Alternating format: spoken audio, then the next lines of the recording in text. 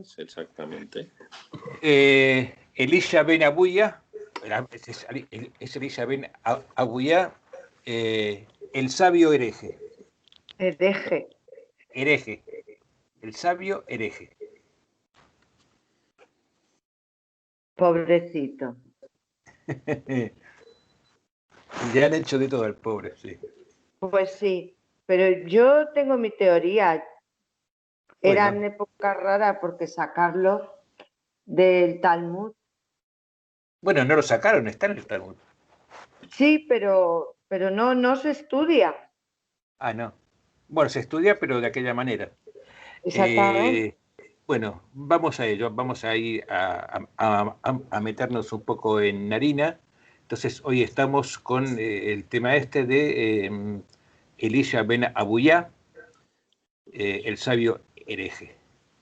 Él era hijo de una familia rica, su padre Abuya era de Jerusalén, y Elisha fue uno de los grandes sabios de la Mishnah. Era uno de los Tanaim, de las grandes figuras al nivel de Rabbi Akiva, que eran colegas, y de Rabbi Meir, que es uno de los principales protagonistas, digamos, talmúdicos y que fue discípulo suyo. Y tuvieron una relación muy interesante.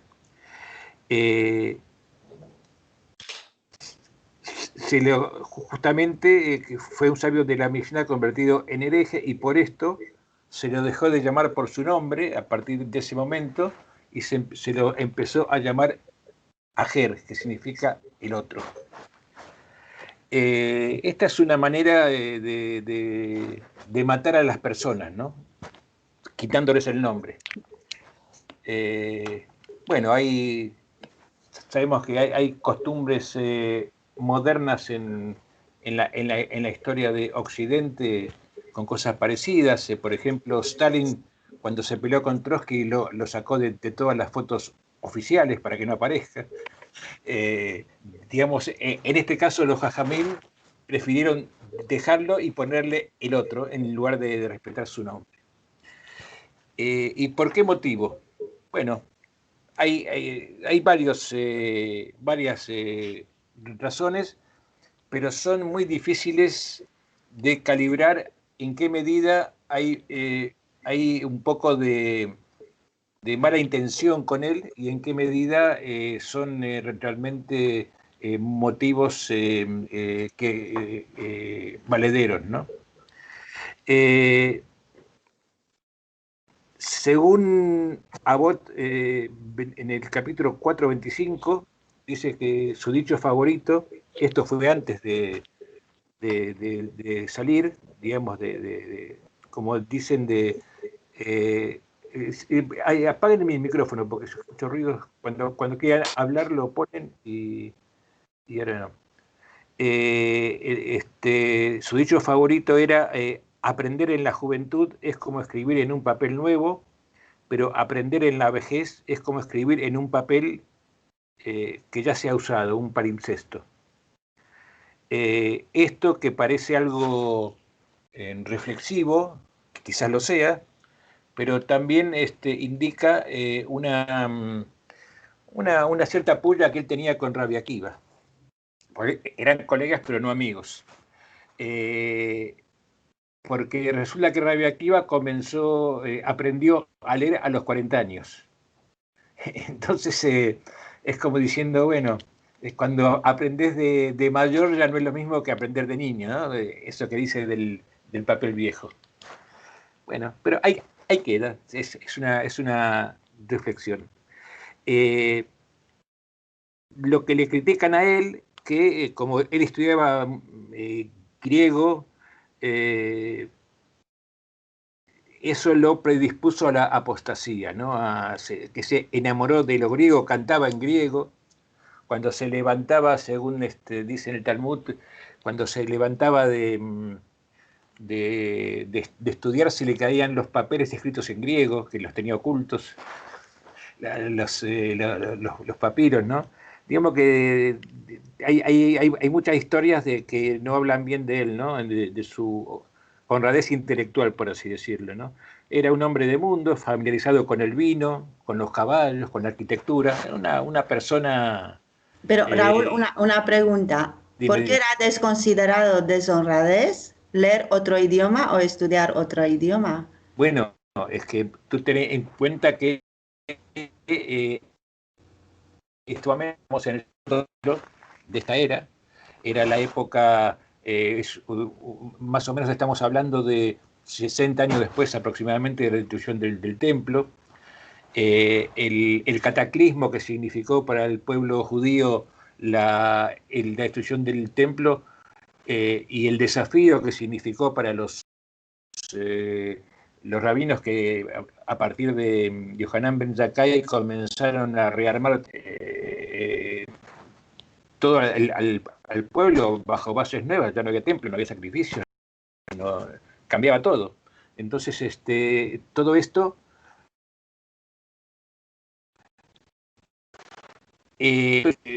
existe aquello que hablamos más de una vez, lo que se llamó hacer una muralla alrededor de la Torá. O sea, la intención era esa, hacer, ya que el templo estaba destruido, Jerusalén también, ya no había muros que defender, el único muro que quedaba era el muro espiritual, el muro intelectual, si querés, el muro religioso, y entonces eso obligaba a extremar todas las alertas de desviaciones, de posibles cuestiones que podían distraer, digamos, ese objetivo de volver a unir al pueblo judío. Y la filosofía griega, que era la que dominaba, era Roma la que dominaba, pero era la filosofía helénica la que dominaba todo el Mediterráneo en aquel momento, era ciertamente una tentación muy grande para los que estaban interesados. Al respecto podemos recordar algo muy interesante que lo vimos en la Parashat de Noaj. En Noaj, en el 9:27, el capítulo 9, versículo 27, cuando, bueno, después de ese incidente que tiene Noaj con su hijo Cam, que lo maldicen ahí y le dice que va a ser esclavo de sus hermanos, lo que dice que Iafet, o sea, el que sería el antecesor de, entre otros, de los griegos, eh, visitaría la Oalei Shem, decía, será visitante de las tierras, de las tiendas de Shem. Entonces la interpretación aquí de este parrafito, de este Pesuk de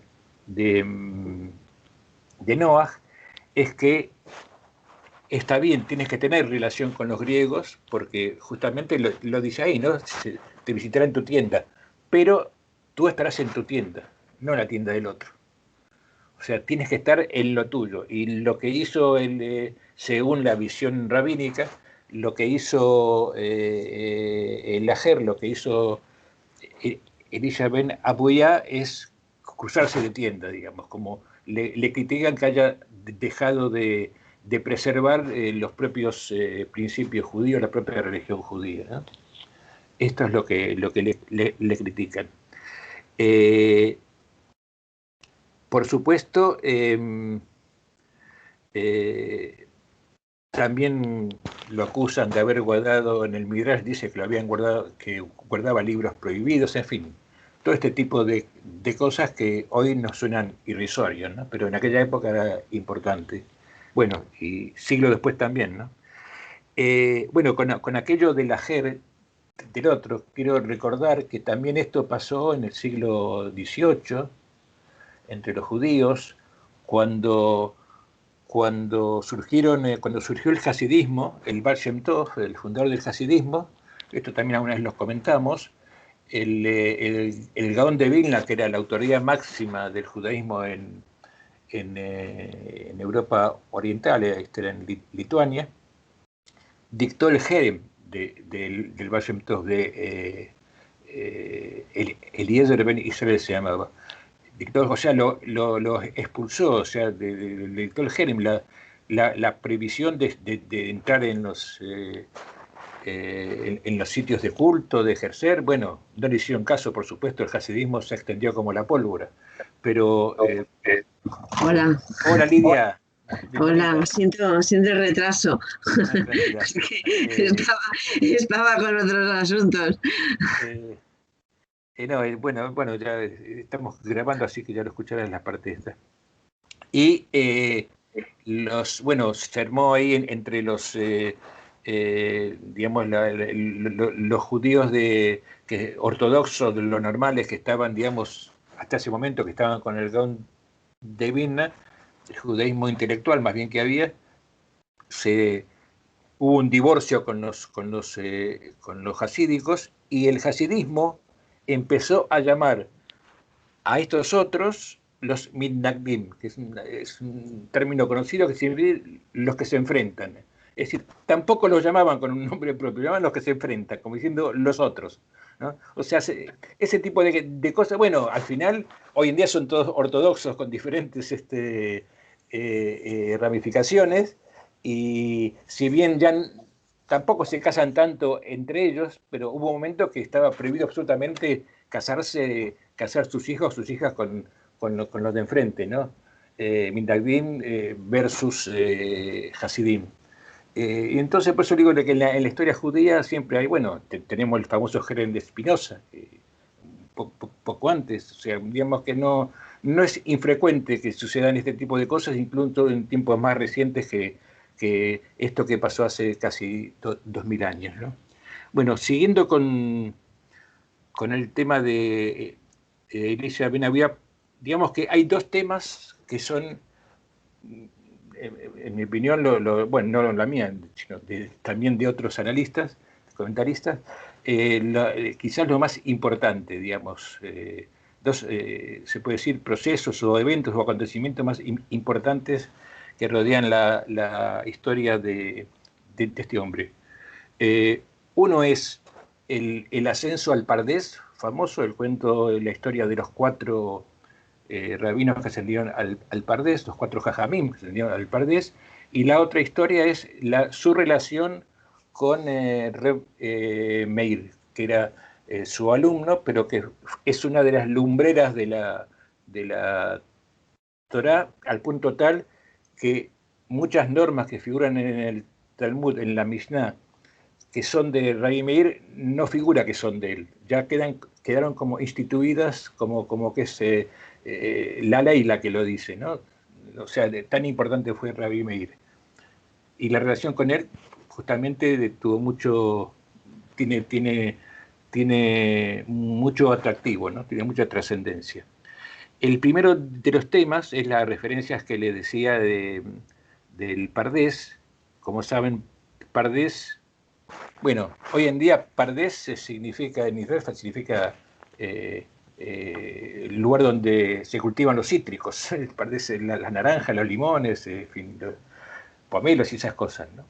Pero Pardés también viene en realidad es de origen persa el nombre, persa o babilónico, de aquella zona, y significa paraíso, como por las letras nos damos cuenta. Por eso se tradujo como paraíso en las lenguas latinas. Aunque en hebreo paraíso es, como saben, Gan Eden. Cuando hablamos del paraíso digamos, lo que se llama nuevamente paraíso en Occidente, en el término judío es el Gan Eden. Pero este Pardés, este ascenso al Pardés es a una suerte de una especie de paraíso místico, porque estamos hablando de los 4 jajamim que subieron y que cada uno volvió de una forma distinta. Ben Azai, Ben Zoma, el que estamos hablando, Ben Abuya, que quedó el nombre de Ajer, y Akiva. Dice la tradición, Ben Azai miró y murió. Directamente se quedó frito. Ben Zoma se volvió loco. Ajer, o sea, Abuya, Elisha, dice literalmente destruyó las plantas, o sea, arrasó con las plantas. Que eso se se traduce como se convirtió en hereje, como que ya no crecía nada donde él pasaba, ¿no? Una especie de Atila de la mística sería, ¿no? Así que no crecía nada después de él. Y Akiva es el único que volvió Shalem, o sea, ileso. Por supuesto, Akiva fue el que lo contó esto. Entonces, claro, habría que verlo, pero digamos, quedó la tradición así, ¿no?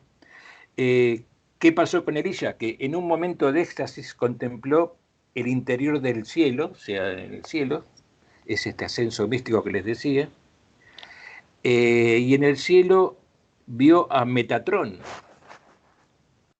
el famoso ángel de Metatrón, bueno, o ángel o lo que sea, sentado mientras escribía los méritos de Israel. Eso es lo que dice, estaba sentado escribiendo los méritos de Israel.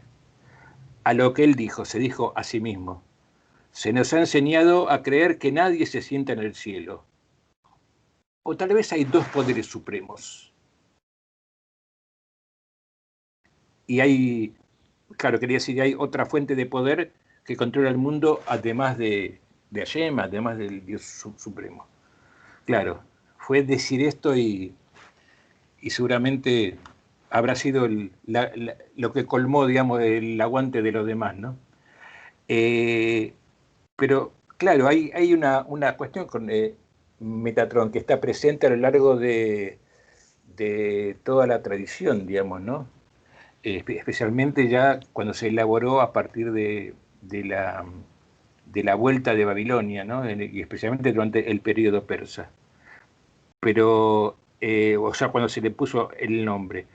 En el Sefer HaYoblim, en el libro de los jubileos, que los rabinos eliminaron del canon, o sea, no lo incluyeron en el canon cuando elaboraron el canon de la Torá, pero que era un libro, un Sefer Kadosh, era parte de los Sifrei Kodesh que había en el templo, en el segundo templo, pero que tenía una serie de angelología muy pronunciada y también tenía un calendario diferente que empezaba como manda en Shemot, empezaba en Pesaj y no en Rosh Hashanah. Y bueno, y los rabinos lo dejaban afuera eso. Ese no es nodo, es uno de los Sfarim Hisonim que se llaman, ¿no? Los libros externos. Y fueron conservados por la iglesia cristiana de Etiopía y también en parte por la iglesia ortodoxa griega, ¿no? por los cristianos ortodoxos. Y también se recuperó en el siglo pasado, cuando fue lo de los reyes del Mar Muerto, que se encontraron varias copias de Sefer HaYoblim escritos en hibrid, había sido escrito por Bnei Sadok, o sea, que eran descendientes de Sadok, que habían sido desplazados del templo por los Macabim, y entonces ahí se habla, bueno, y también encontraron el Sefer Hanoch, el libro de Enoch, famoso, que también fue mantenido por el cristianismo, ¿no? Pero también se encontró aquí. Y tanto en el Sefer HaYoblim como en el libro de Hanoch, Hanoch, como saben, fue un ascendiente de Noah. Si no me equivoco, fue el séptimo, después de Adán fue la séptima generación, la de Hanoch. Y fue el que subió al cielo, y bueno, Hanoch, en hebreo, Hanoch es el nombre, y Jinuj significa educación. Él fue, según la historia de Hanoch, él fue el que recibió la instrucción de los ángeles de escribir, de matemática, lengua, cultura, en fin, todo eso, y que él luego bajó y se lo enseñó a los hombres. Y dice la tradición de que Hanoch es el mismo que luego recibe el nombre de Metatrón, porque Hanoch está asentado también en la historia de Hanoch, que él estaba sentado a la derecha de Dios. Y lo que ve justamente Elisha en esta visión es alguien sentado escribiendo. O sea, las dos cosas que hacía Hanoch, que sabía escribir y además estaba sentado ahí cerca del trono. Y entonces, claro, digamos, hay una tradición claramente antropomórfica en el Tanaj, que después se cambió. Digamos que todos hemos visto que Dios se enfada, se arrepiente, se enoja, manda esto, manda lo otro. La única salvedad es que nadie lo podía ver, ¿no? Eso cuando Moshe le pregunta, quiero ver tu gloria, le dice, no, el que me ve, que queda muerto. Pero excepto la invisibilidad, digamos, todo lo demás hay alusiones permanentes a la antropomorfismo, eso, de Hanoch, del Dios de Israel. Y también lo tenemos en Yehezkel, lo tenemos en el 1, en el del profeta Ezequiel, en el primer capítulo, en el 1.26 y 1.28, que lo tengo aquí mismo. Te dice en el 26, te dice, bueno, leo en castellano, ¿no? Y sobre el firmamento que estaba encima de sus cabezas, habla de los querubines y de los que estaban alrededor, había algo así como un trono de apariencia de piedra de zafiro, y sobre esa apariencia de trono había la apariencia de un hombre que estaba arriba. O sea, aquí Ezequiel en el Tanaj claramente nos dice esto, ¿no? Que un hombre. Y luego en el 28 dice, era la apariencia de la figura de la gloria del Eterno, y cuando la vi, caí postrado en tierra y oí la voz de alguien que me hablaba. Es decir, esto, lo que relata Ezequiel en su visión, Yehezkel, es tremendamente parecido a lo que ve Elisha en este viaje al Pardés, ¿no? Queda claro eso. Pero bueno, Yehezkel era quien era, pasó ese tiempo y aquí estaban en otra época. Claro, era una época muy crítica porque fue también la época el principio del siglo II, casi a mediados, hacia el 130 más o menos, fue la rebelión de Bar Kokhba que respaldó Rabbi Akiva, ¿se acuerdan que nombró Mesías a Bar Kokhba? Y que luego la revuelta fracasó, ¿no? Y entonces llegó una terrible represión. Y en medio de esta situación tan angustiosa también, claro, él se dedicaba a poner dudas más que a certificar consensos entre todos para mantener mantener viva la llama judía, ¿no? Se dice, por ejemplo, mira, hace un tiempo había un sketch cómico en la televisión de Israel, que estaban dos grandes rabinos, digamos, del Talmud, yendo en coche, ¿no? Así, estaban dos actores todos disfrazados. Y entonces uno decía, el que manejaba decía, yo soy Resh Lakish.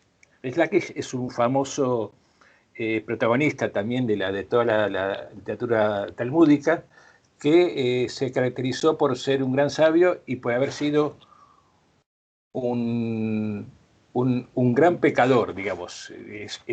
O sea que un tío que tuvo una vida dispendiosa durante muchos años, todos los vicios que se le crean ocurrir los hacía él, y después hizo lo que se llama teshuvá, que ya sabemos, y que se llama en realidad en hebreo lahzor betshuvá, cuando un judío se dedica a otras cosas y luego vuelve a las fuentes, es volver a la teshuvá, es arrepentimiento, pero es también respuesta, ¿no? Volver a la respuesta.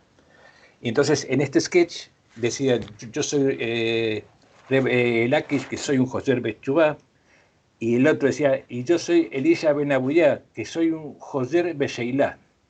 Es decir, que vuelvo no a la respuesta, sino que vuelvo a la pregunta. Y me pareció gracioso por un lado, porque eran dos cómicos, pero también muy profundo, ¿no? Porque es un poco lo que decimos siempre, ¿no? Que no es que la sabiduría no se llega a través de respuestas, sino a través de preguntas. Y entonces él era un Joser Besheilá, en este sentido Y además después lo vi en otras partes que también lo definen así, ¿no? Incluso en una canción que después se la voy a poner en el chat. A ver, ¿el chat acá? Chat. Mira, acá les voy a poner lo de YouTube. Ah, no, es otra cosa lo que está acá. Bueno, después se las pongo. No es otra cosa. Bueno, sigamos. Entonces estamos en la rebelión esta de Bar Kokhba, y en esa época se dice en el Talmud que Elías visitaba las escuelas y les decía a los estudiantes que no pierdan tiempo con la Torá, que hagan cosas útiles. Y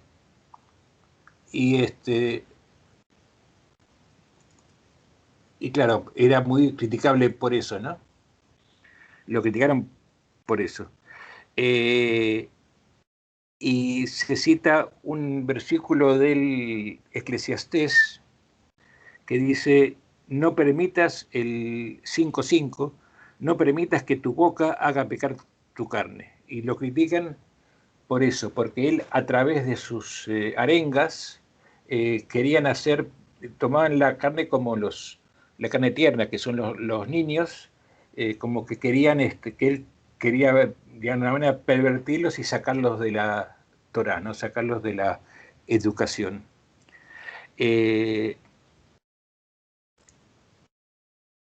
O sea, a los alumnos, ¿no? Como que él los mataba con su boca, ¿no? Para sacarlos del estudio de la Torá. También lo acusan en el Talmud, en el Talmud de Jerusalén, el Yerushalmi, lo acusan de haber sido un informante de los romanos durante las persecuciones de Adriano, que eso es más serio, ¿no? Pero como les decía antes, esto es la fuente talmúdica, que uno nunca está seguro si era así o si era que, bueno, querían hacerle, como ahora se usa el Twitter, ¿no? En aquella época tenían otras cosas a mano y hacían el Lashon Ra, ¿no? Claro, en la época de Adriano se quería obligar, según el Talmud, a trabajar en sábado. Y a él lo acusaban de ir una vez en sábado, en el Shabbat y en el comienzo de Yom Kippur, también, que coincidía, en Jerusalén yendo a caballo. O sea, más transgresión que eso, vamos, que no podía ser, ¿no? Entonces lo acusaban de eso. Claro, bueno, después vamos a hablar más de esto, pero si se levantaran hoy en día Akiva y los suyos, no sé qué dirían, ¿no? Que ya no hay judíos prácticamente, dirían ellos. Pero todas estas acusaciones, digamos, ¿no? Revela no que, digamos, o no del todo que Elías estuviera en contra de los judíos o del judaísmo, sino que es lo que estaba en contra de los fariseos, de los prusim, o sea, que eran quienes habían tomado el liderazgo del pueblo judío, ¿no? A la caída del templo, del segundo templo. Que los prusim habían nacido, digamos, el movimiento o el partido, sería una especie de partido político, clase media, intelectual, semi-intelectual, pero que atraía también a una gran parte del pueblo. Habían nacido después de la Shivación, cuando volvieron los judíos, algunos, que no volvieron todos, de los que estaban en Babilonia, y ya bajo el dominio persa, ¿no? Y fue en esa época que nacieron los fariseos, que introdujeron las novedades como el Olam Abba, la resurrección de los muertos al final del tiempo, en otros tiempos, en fin, este tipo de cosas la introdujeron ellos, ¿no? De la cual estaban completamente en contra tanto los Kohanim como los que fueron luego llamados saduceos, ¿no? Los seducim, que eran los que dominaban, digamos, la aristocracia dominante en Jerusalén y en el templo. Entonces fueron estos fariseos los que a la destrucción del templo rearmaron con bastante éxito, hemos llegado hasta hoy, digamos, el andamiaje judío, ¿no? Entonces es probable que él estuviera en contra de los fariseos y no de los judíos, porque había más tendencias. Por ejemplo, una de las tendencias eran los cristianos incipientes, que aún no eran cristianos. Estamos hablando del primer siglo. Todavía eran nazarenos. Eran parte, digamos, eran un grupo semi-escindido de la dirección judía y totalmente en contra de los fariseos. Pero bueno, también sería interesante ver una cuestión gramatical de hoy en día. En Israel, cuando se refieren, cuando en hebreo te refieres a los cristianos, no dices cristianos, dices notrim, y notrim es nazareno. O sea, aún hoy, en el lenguaje hebreo, se les sigue reconociendo cierta proximidad. Claro, algunos dicen ya en hebreo que lo hebraizan, dicen catolim o protestantim o evangelistim, pero cuando dicen cristianos son notrim. Notrim en la ciudad de Nazaret, en Nazaret es Nazaret en hebreo, y notri es alguien que es de Nazaret. Entonces lo de nazareno sigue vigente en el idioma hebreo todavía, ¿no? Un dato curioso. Y bueno, también se lo acusó de Epicurio, justamente por un tipo que disfrutaba de la vida, en fin, hacía todas esas cosas que comentaba antes, que andaba a caballo, que cantaba, se lo pasaba cantando en griego, en fin, le decía a los chicos que no pierdan el tiempo con la Torá y que se pongan a trabajar, en fin, hacía cosas por el estilo, ¿no? Lo cual obviamente era un peligro ideológico, pero aparte no era un tipo cualquiera, era un gran jajam, era un tipo que estaba al nivel de los más grandes, no era un rabino del montón, ¿no? Claro, y el trato duro también que recibió de parte de los fariseos es porque, lo que decía antes, los había abandonado en un momento tan crítico, ¿no? Cuando estaban tratando de fortificar, digamos, la resistencia espiritual para que no desaparezca el pueblo judío. Y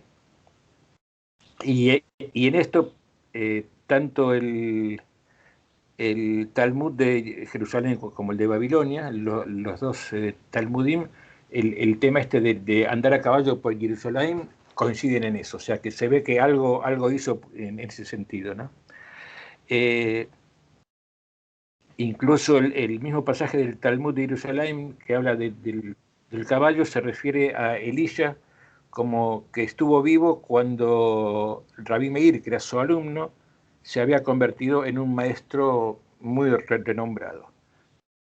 Y esta amistad justamente lo que indica es que hubiera sido imposible si Elisha realmente hubiera sido un apóstata o un hombre sin moral, como lo acusaban los fariseos, ¿no? O sea, Rabí Meir nunca se hubiera quedado como alumno de un tipo así. Digamos que entra en contradicción, digamos, es lo que salva la figura un poco de Elisha ben Abuyá, ¿no? Con toda la publicidad que tiene en contra, se ve contrastada por la adhesión de un grande como Rabí Meir. Así que eso es lo que hace, lo que sirve de contrapeso. Y bueno, la información que tenemos de estos Talmudim, digamos, del Babli y Yerushalmi, por ejemplo, dicen cómo se desilusionó Elisha. Dicen que una vez vio un cerdo arrastrando en su boca la lengua de un famoso sabio, de Rabí Yehudá. Se ve que lo habían matado, en fin, los romanos o algo así, y se perturbó tanto cuando vio eso que dijo, de esa lengua solían salir perlas de la luz más pura todos sus días. ¿Es esto la Torá y es esta la recompensa? No sé si les hace acordar a Job, ¿no? A Job, este tema, ¿no? Después vamos a ver, también hay algunas concomitancias con el tema de Job. En otra ocasión, se dice, vio a una persona subir a un árbol y llevarse al ave madre junto con los huevos, cosa que, ¿se acuerdan? No me acuerdo de Bazuquera en Devarim, creo que lo pone, está prohibido eso. Tienes que dejar volar a la madre y luego te llevan los huevos, no puedes llevar todo junto. Entonces él vio esto,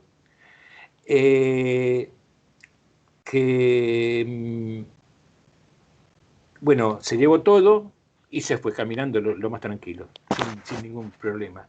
Al día siguiente vino otra persona, hizo volar a la madre, cumpliendo con la mitzvah, se llevó los huevos y cuando bajó del árbol lo picó una serpiente y lo mató. Entonces dice, ¿en qué quedamos? No es que si cumplimos con la mitzvot, vamos a vivir muchos años. ¿Qué ha pasado? ¿No? Entonces él dice ese tipo de cosas, como lo de la lengua del rabino y como esto del bebé y los huevos, lo llevaban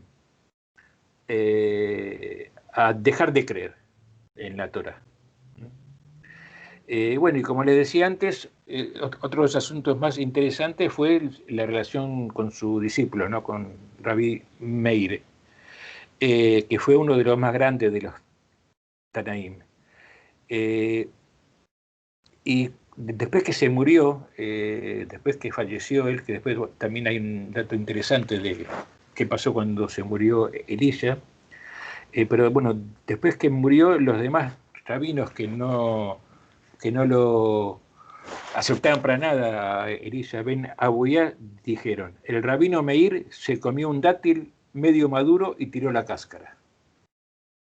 Es decir, que extrajo lo bueno, la esencia, y descartó lo que sobraba de Elisha, ¿no? Como que reconociendo que algo de bueno tenía en cualquier caso. Y según Rabbi Meir, Ajer, o sea, Ben Abuyá, se arrepintió antes de morir. Porque en su lecho de muerte, justamente, Rabbi Meir lo visitó y lo exhortó o lo quiso inspirar para arrepentirse, ¿no? Según otros, murió como un pecador. Y cuando su alma ascendió, la corte celestial lo consideró inadecuado tanto para el cielo como para el infierno. No, o sea, no era tan malo para el infierno, pero tampoco era tan bueno para el cielo. Y ahí estuvo. No podía ser sentenciado, estaba ahí en un sitio de nada, que no era ni una cosa ni la otra, que lo protegió su aprendizaje de la Torah, pero como era un pecador no podía ir al cielo.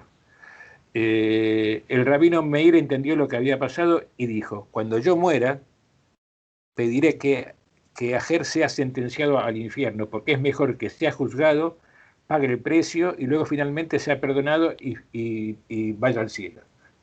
Entonces dice esta leyenda, digamos, dice que después de la muerte del rabino Meir comenzó a salir humo de la tumba de Elisha, que había muerto antes, ¿no? En fin, como para confirmar esa historia. Es decir, yendo un poco reflexionando sobre esto, se puede decir que una persona, por brillante que sea, se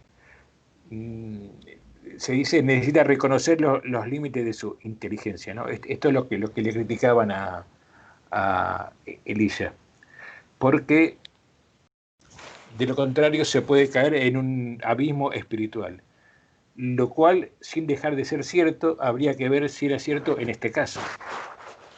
Según la tradición, sí, según la tradición talmúdica, vamos, cayó es como haber caído en un pozo, ¿no? Porque el tema es ¿no? Que eso también lo comentamos más de una vez, que cuanto mayor es tu responsabilidad, tu habilidad, tu inteligencia, tu potencial, entonces más daño vas a hacer si te corrompes, más daño te harás a ti mismo y más daño harás a los que te rodean. Entonces, en ese sentido, la historia de Elisha es un cuento con moraleja, en el caso de que él le haya dado demasiada importancia a su propia capacidad intelectual, digamos, ¿no? Como que se enamoró de su capacidad intelectual y no dejó nada librado a lo contingente, algo que no puedes dar cuenta de ello. Pero sin embargo también hay un hilo de perdón o de gracia que está en la historia, porque no importa cuán bajo caigamos, el alma siempre, si está preparada para ello, encuentra el camino a su fuente, ¿no? Un poco lo que hablamos al principio con Jaya, ¿no? Las almas que vuelven a su fuente. Pero es obvio que él estaba cansado de la Torah. Así lo definió Yehuda Anasí, el rabino que fue el primer compilador de la Mishnah, ¿no? Y claro, la diferencia está que Akiva murió en medio de grandes torturas de a mano de los romanos, y Elisha murió en la cama de enfermo, ¿no? Pero... Una pregunta, Raúl, pero murió torturado por... Hola, Mariam, ¿eh? No. Hola. Elisha no. Rabbi Akiva murió torturado por los romanos. Sí, sí, sí. Sí, lo asaron con hierros candentes, como una parrilla. Es el que organizó la revolución esta contra los romanos. Bueno, Entonces, él apadrinó, digamos, a Bar Kokhba, que fue el que la organizó. Claro, ¿cómo puedes entender que uno que llega al nivel espiritual tan alto y vuelve sano entero es capaz después de organizar o meter al pueblo de Israel en una matanza tan grande? Bueno, él confió en que sabemos que lo nombró Mashiach a Bar Kokhba, al general, lo nombró Mashiach, o sea, lo ungió, porque Mashiach significa eso, ¿no? Lo ungió, Mashiach significa ungido. Bueno, que de paso, ya lo deben saber, pero Cristo también significa ungido. Pero Rabbi Akiva no estaba muy allá, ¿eh? Era un poco extremo. Bien. Exactamente. Es que Rabbi Akiva no sé, yo creo que era una persona extrema. Sí, era muy extremo. Él fue uno de los compiladores del canon, ¿no? Que fue uno de los que decidió dejar afuera determinados libros. Y con la prohibición terminante de leer esos libros que quedan afuera, diciendo que el que los lee no tiene lugar en el Olam Abba. Es decir, era un censor de bueno, definitivamente un canon implica censura siempre. Sí, pero entonces a su alumno lo nombra Mashiach, pero él era más Mashiach que su alumno, porque él prohíbe lo que decía lo que tenían que hacer los demás. Claro, no, pero como es que el ungido no puede ser un sacerdote o en este caso tiene que ser un príncipe, un rey. Entonces por eso lo unge y que duró creo que 2 años, si no me equivoco, o sea que duró bastante, o casi 2 años, la independencia de Roma, hasta que Roma vino con 80.000 legiones y los hicieron papilla, ¿no? No había con qué darle a eso. Pero sí, bueno, tenía la esperanza esa, ¿no? Y se equivocó, bueno, pero Israel siempre generó Mesías. Hay historia de gente, sabemos, ¿no? A lo largo de la historia judía, muchos se declararon Mesías. Bueno, hoy en día habrán escuchado hablar de esto, de lo que se llama síndrome de Jerusalén, que es un síndrome psiquiátrico que está diagnosticado y catalogado.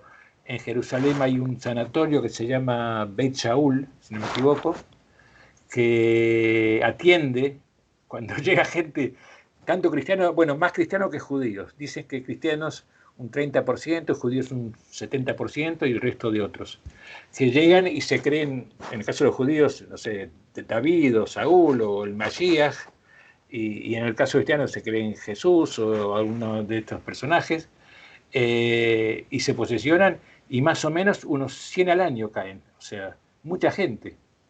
Entonces, claro, supongo que igual algunos son mesías de verdad y lo mandan a un psiquiátrico, vete tú a saber. Eso nunca vamos a enterarnos. Es que caen, ¿eh? Yo conozco un caso, ¿eh? Sí. Yo conozco un caso y aquello fue, no sé, pero impresionante. Decir, pero también pienso de que muchas veces hay detrás historias psicológicas detrás. Por supuesto. Sí, bueno, en No el es, diagnóstico, yo he leído varios diagnósticos de estos casos y normalmente sí, ya tienen una cierta predisposición y además en la mayor parte de los casos a los 5 o 6 días se les va y dicen, pero ¿cómo yo pude hacer el ridículo? Que de golpe se ponen todos túnicas blancas o así, ¿no? Y van diciendo cosas por la calle. Bueno, igual en la antigüedad lo hacían y lo nombraban mesías de verdad, vete tú a saber. bueno, dentro del judaísmo, Raúl ha ocurrido varias veces a lo Por largo eso, sí, del sí, sí, sí, siglo, sí, sí, sí, sí, sí, que sí. ha habido rabinos que se han considerado mesías, que no es una cosa nueva. No. Siempre. Bueno, el otro día, escuchando una charla, me enteré que también Abulafia, el cabalista, también creía que era el Mesías él. Si quiso fue a hablar con el Papa para Sí, convencerlo claro. Fue a hablar con el Papa y que se convierta al judaísmo. sí. El Papa lo metió en la cárcel. Y se murió enseguida el Papa. Y le dijo, si me metes en la cárcel te vas a morir en 3 días. Y fue lo que pasó. Sí, ¿qué pasó? Pero bueno, sí, Mesías hay para tirar el techo. Bueno, entonces el tema, volviendo a esto, entrando un poco en los pensamientos de Elisha, desde el punto de vista de la influencia griega, ¿cuál podemos decir que fue en qué no coincidía, digamos? Y no coincidía, y eso fue muy evidente en las discusiones con su alumno que quería hacerlo volver, que le decía, como un tipo como tú, tan jajam, tan sabio, está haciendo ese tipo como diciendo, en términos de hoy en día, de gamberrada, ¿no? De cosas que no se entienden. Pero el tema que él era, Elisha, según parece, determinista. Él decía que lo que haces de niño, tal como veniste de niño, de adulto no lo puedes cambiar. O sea, él no aceptaba el tema de la teshuvá, del arrepentimiento y del cambio. Y en esto es donde discutía con lo que hablé antes citando a Job, porque ellos hablan de Job en una discusión. Y entonces, si vamos a ver en Job, al final, en el versículo 42, en el último capítulo de Job, le dice que Dios lo premia con mayores bendiciones que las que tenía al principio. Entonces Rabbi Meir dice, ves que él cambió y recibió mayores bendiciones. Pero le dice Elisha, sí, pero al principio ya tenía bendiciones, simplemente las aumentó.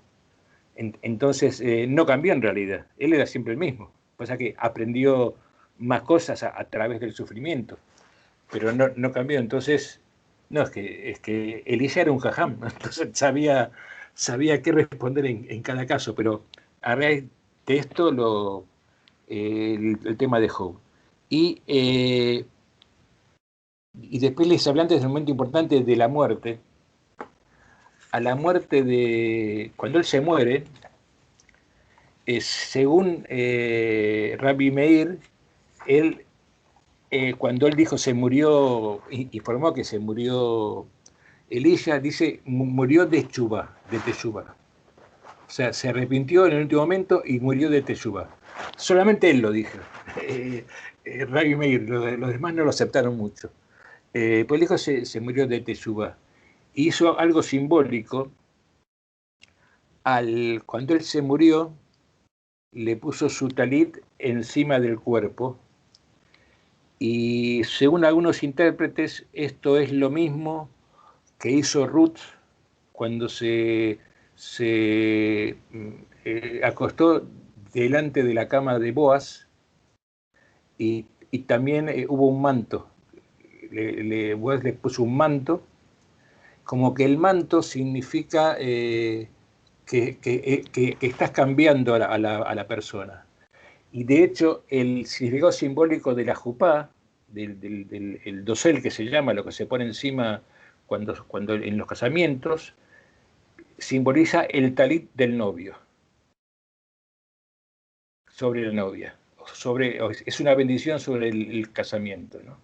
Entonces, esto que hizo Rabbi Meir de ponerle el talit encima, también viene a refrendar, digamos, ese concepto de protección, y además era como decirle a Elisha que Elisha él siempre se quejaba que los padres no lo inspiraron para actuar correctamente desde pequeño. Entonces le echaba la culpa al padre y a la madre que olía mal porque estaba con extranjeros, en fin, toda una historia de esa. Y entonces lo que le dice Rabbi Meir, Ruth ya se había olvidado de su padre y de su madre, y inició un nuevo camino. Así que si Ruth lo hizo, ¿cómo no puedes hacerlo tú, que eres un jajam? Era como esa comparación.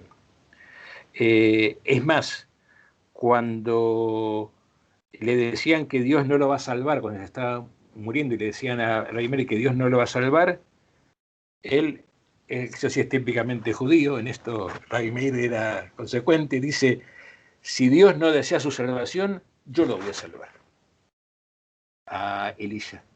Es decir, digamos, si Dios no lo redime, lo redimo yo.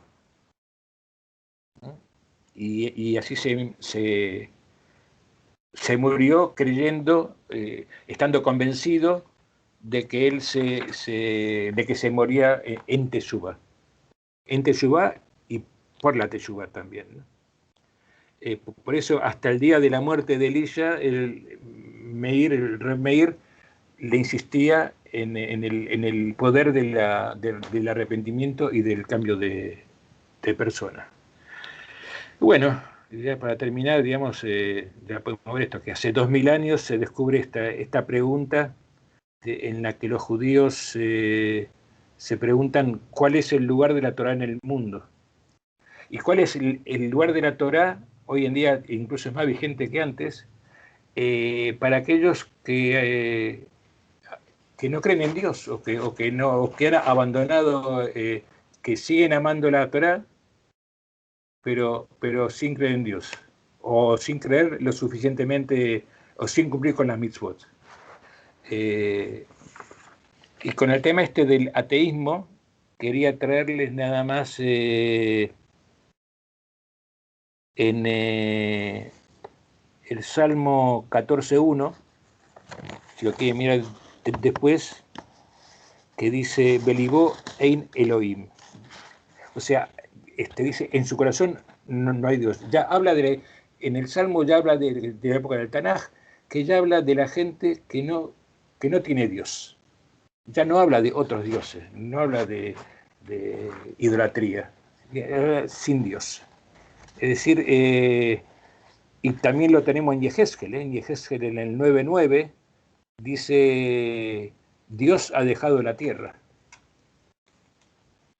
Es decir, tenemos algunas aproximaciones, digamos, del Tanaj hacia lo que hoy podríamos llamar ateísmo o la ausencia de Dios, ¿no? Que también es un concepto muy moderno que han trabajado mucho los filósofos, también los filósofos judíos, en los últimos siglos, en los 2 últimos siglos.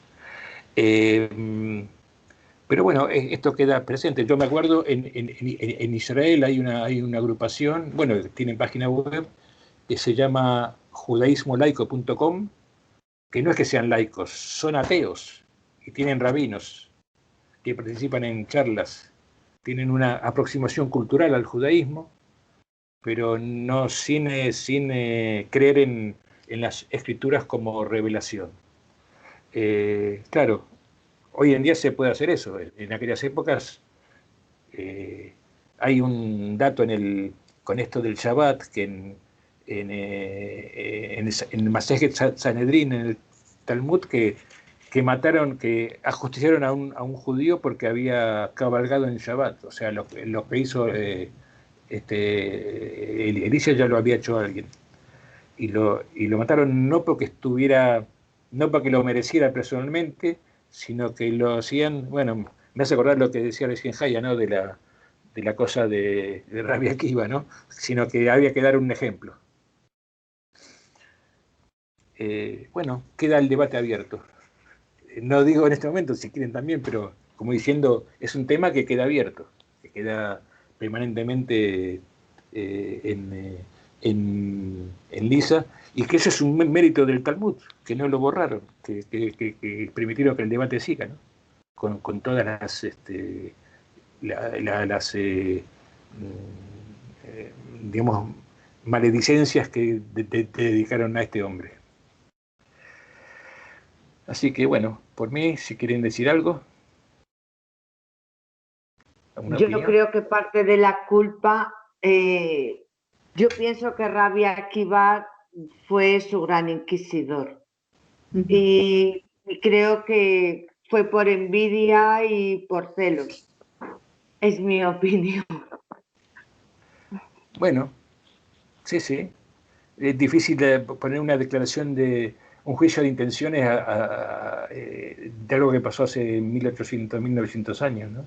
Ya, pero es cuando lees, Sí, sí. lo ves desde la perspectiva de ahora y ves, bueno, pues ves pues una persona muy formada frente a una persona que se formó a los 40 años, pero que quizá a lo mejor Rabbi Akiva era más populista y el otro era más intelectual.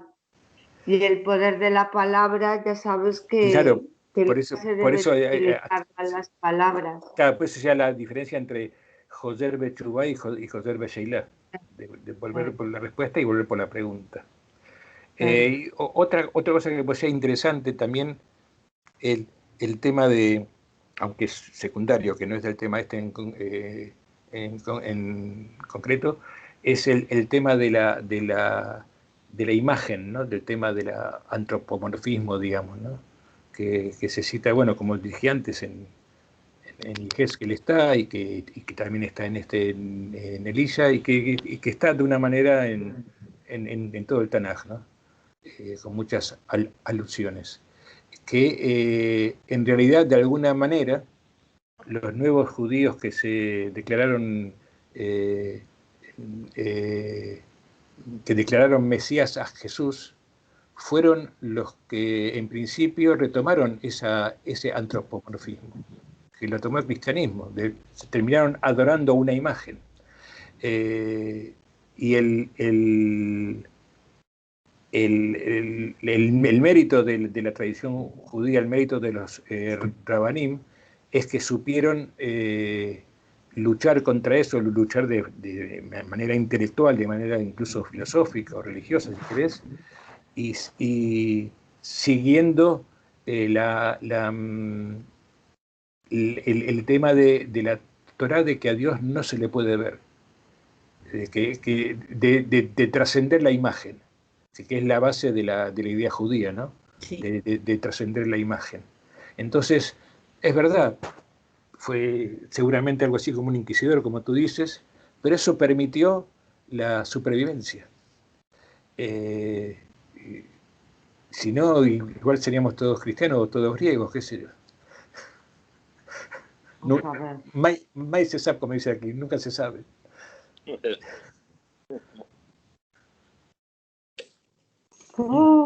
A saber. Hola, Mariam, ¿has escuchado algo? Parece que está sin el micrófono. No, está sin el micrófono. Bueno, ¿alguna cosa más? Chicas y chicos, ahora hay que decir los dos ahora. Chiques, puedes decir chiques. Chiques, claro. Mariam, tenés el micrófono sin activar. Lo sé, ya está. Ah, ahora. Es que a veces se pone a ladrar el perro y eso no me da cuenta. No, porque creí que querías decir algo y te veía moviendo los labios. No. Ah, vale. Bueno, pues en principio esto es lo que quería transmitir hoy. No sé si quieren decirme alguna cosa, Lidia.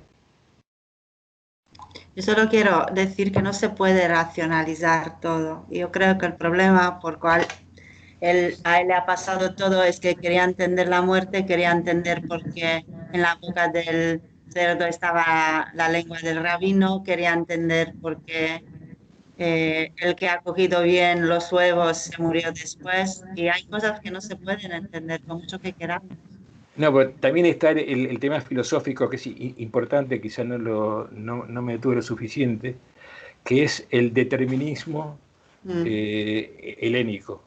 Sí. Un poco que aquello que hablamos el otro día también, hace poco, la diferencia entre la cultura de la vergüenza, que con la vergüenza la mancha no te la quitas con nada, y la cultura de la teshuvá, que te sirve para limpiar tu alma, que hay una posibilidad de perdón. Lo vimos otro día con el tema de Yosef y los hermanos, ¿no?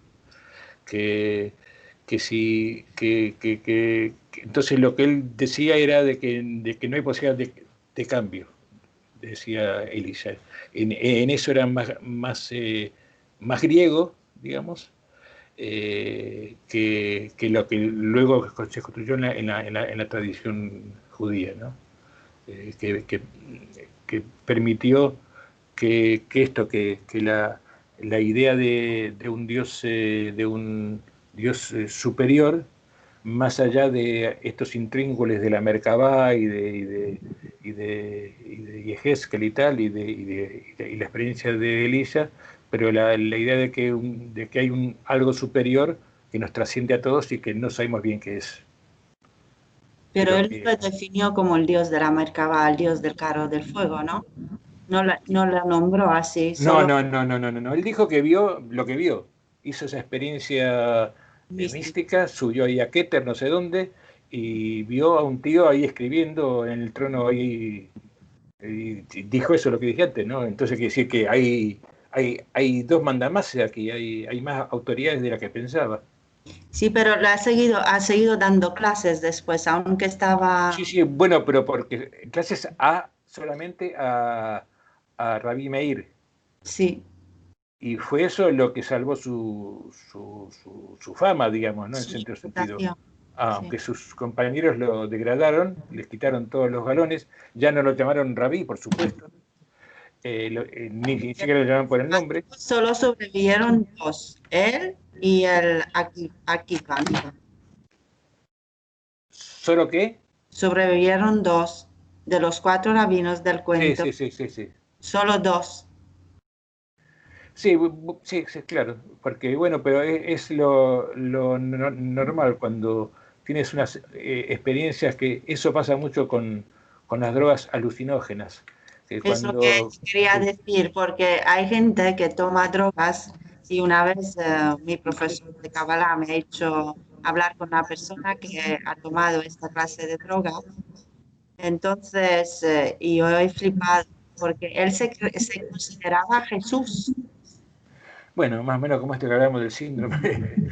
Claro que... Y yo le estaba diciendo que eso no es así y le hablé y tal, pero unas cosas lo veías completamente perdido, era por temas de drogas. Claro, la diferencia está... Estas naturales que había estado con, ¿cómo se llama? Chamanes. Sí, claro, digamos, la diferencia está en que la persona sólida, digamos, que tiene las cosas claras, no pierde el sentido común y sigue trabajando en el mundo cotidiano de cada día. Y el que pierde la chaveta, porque ya estaba un poco lo que decía Jay antes, ¿no? Que ya viene con antecedentes determinados, se va ahí al cóctel y ya se vuelve loco. Bueno, una cosa más. Muchísimas gracias. Gracias, Toda- Raúl. ¿Sabes qué pienso a veces, Raúl? ¿Sabes qué ¿Eh? pienso? ¿Sabes qué Dime. pienso? Que es Dime. que Hashem tiene que permitir que haya todos estos personajes del Tanakh. Porque si lo que quieres transmitir no solo leyes, sino un código ético también, necesitas ejemplos. Y entonces decir, bueno, a ver, Exactamente. aquí un rabino que sea sabio, es como si en el catolicismo quiere volver un papa loco, ¿no? Pues un rabino que sea jajam, pues este es el que la va a pifiar en eso. Y este es el gran ejemplo. Este lo vamos a tener toda la historia de ejemplo para enseñar. Sí. Pero, claro, una de las consecuencias del Elisha es que sirve para que todos vayamos aprendiendo, generaciones y generaciones. Exactamente.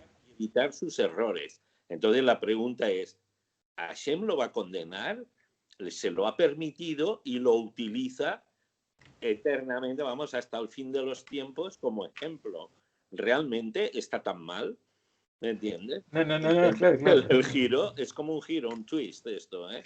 Sí, Entonces sí. piensas, claro, no sabes, es difícil condenar a alguien si lo miras en perspectiva, larga perspectiva. Sí, pero pero si hubiera sido una iglesia o una religión dogmática con dogmas, lo hubieran borrado de la historia. Seguro, claro, seguro. Entonces, Sí. esa interpretación de Hashem como diciendo, bueno, por la duda vamos a dejarlo, vamos a tratarlo mal, vamos a no nombrarlo por el nombre, pero vamos a dejarlo ahí. ¿No? Claro. Esa es la... Y porque aparte Rabbi Akiva no podía hacer todo, había más gente ahí, no era el único. Que si siempre pones de ejemplos a los buenos, a esos que ya nacen, que son tan perfectos, tan bonitos y todo lo hacen bien, nadie se lo cree. Con eso no conviertes a nadie, no convences. ¿Cómo se suele decir? Yo me miro al espejo y soy tan pecador que yo ya estoy fuera de la lista, ya no me puedo parecer a este. Bueno, entonces, interesan los malos, porque bueno, si este que era tan malo acabó haciendo teshuvá, aún tengo opciones, Claro, es que el malo es el que te sirve, el bueno es el que te sirve. Por eso nos atrae tanto este estudio del Tanaj, porque como tú dices, si fueran todos buenos, aburre hasta las ovejas, ¿viste? Claro, y no sirven de ejemplo, no sirven. No sirven para nada. Claro. Por eso pienso. Aquello de lo que comentamos siempre, ¿no? De la mezcla del relato con los principios. Que sin el relato no puede haber... si es solo relato, es una novela tipo La Ilíada. Y si es un principio, es un tratado de filosofía de Platón o de Aristóteles. Pero si va mezclado, es ahí cuando se aprende. Claro, es que es un código ético. Además, es muy judío cuando va todo mezclado. Sí, claro. Bueno, en Yiddish se dice un maíz, un cuento. Bueno, pues nada, muchas gracias por vuestra... No se te escucha nada. Es que te veo hablar, pero no se te escucha. Vaya. ¿A quién? Ay. Que estaba... Que son cuentos y de todo aprendes. Y además, es decir, es como una batidora donde metes y la trituras. Pues bueno. Pero con los cuentos es más divertido. Sí, claro. Prueba a leer el código de Hammurabi, por ejemplo, y la Torá, o un código civil cualquiera y el Tanaj. Con el código te aburre, es solamente para los que estudian eso.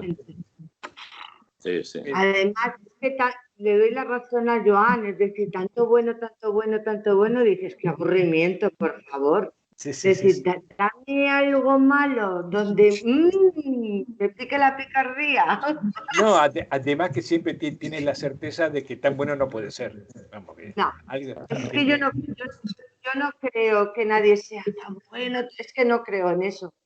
Yo creo que es decir, que todos tenemos y depende de lo que tú desarrolles, es lo que harás.